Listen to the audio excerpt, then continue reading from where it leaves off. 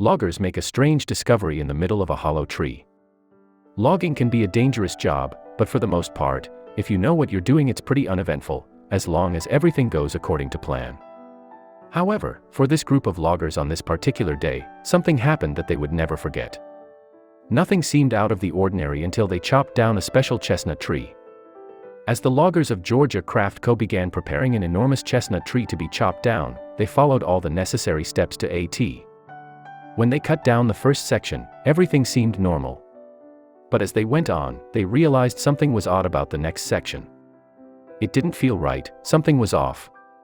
The section felt way too light, they instantly knew something was different about it. It must be hollow, they thought. It turns out, they were right, and what was inside was seriously surprising.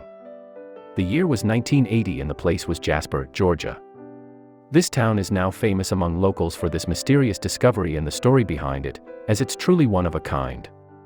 Jasper, Georgia is also home to American chestnut trees, which are fast-growing and known for their sturdy lumber. They're a unique species, with many special characteristics. One of which made this strange discovery even possible. American chestnut trees almost became extinct in the early 19th century due to a fungal infection that quickly spread among many forests. Luckily, a few survived, and over the next few decades were able to repopulate. They're unique for their ability to have hollow sections within their trunks, which didn't affect the viability of the wood, as they would be turning into pulp for paper, anyway. They had selected a load of trees that were previously marked off, and it was a big task at hand. The job was going to take all day, so they got started as soon as they could. But when they peered inside the hollow trunk of that famous American chestnut tree, their mouths dropped and work came to a halt. They couldn't believe their eyes, and as soon as they did a little research, they couldn't believe their ears either. Staring back at them was some sort of creature, with the most intense expression they had ever seen. A mixture of terror and anger sprawled across its face, leaving the men to wonder what had happened. It had somehow managed to climb its way in the hollow section of the trunk but got stuck there.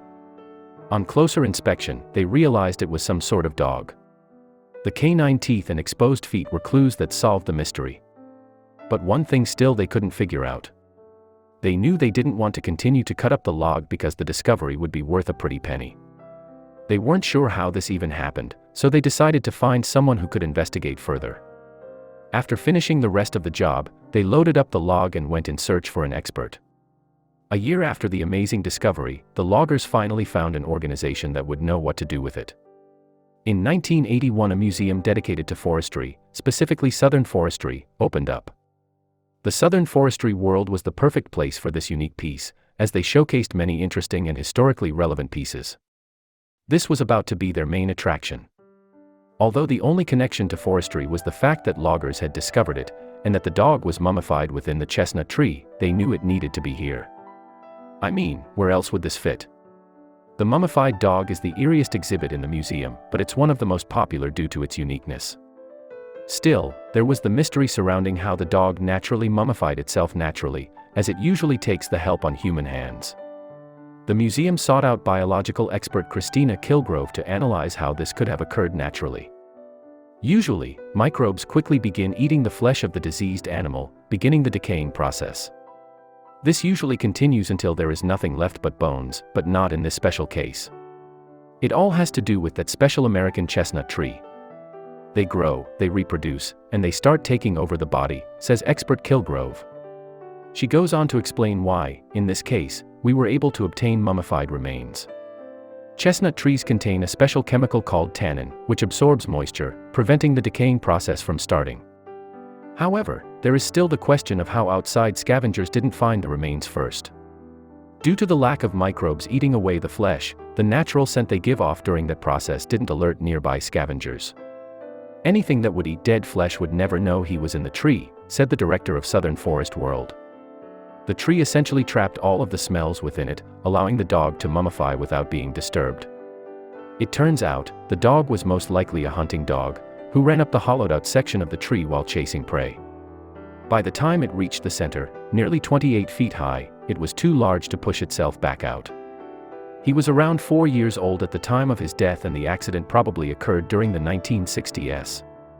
Unfortunately, this was its final resting place. The dog, now fully understood, is placed in the center of the museum. He carries a unique and interesting story, so anyone who enters the museum is always interested to see him. He's surrounded by other iconic trees, like cypress, oak, and pine logs. He's promoted on postcards yearly and has also received a fitting name after due time. The famous dog was called the mummified dog for a long time after its arrival at the Southern Forest World.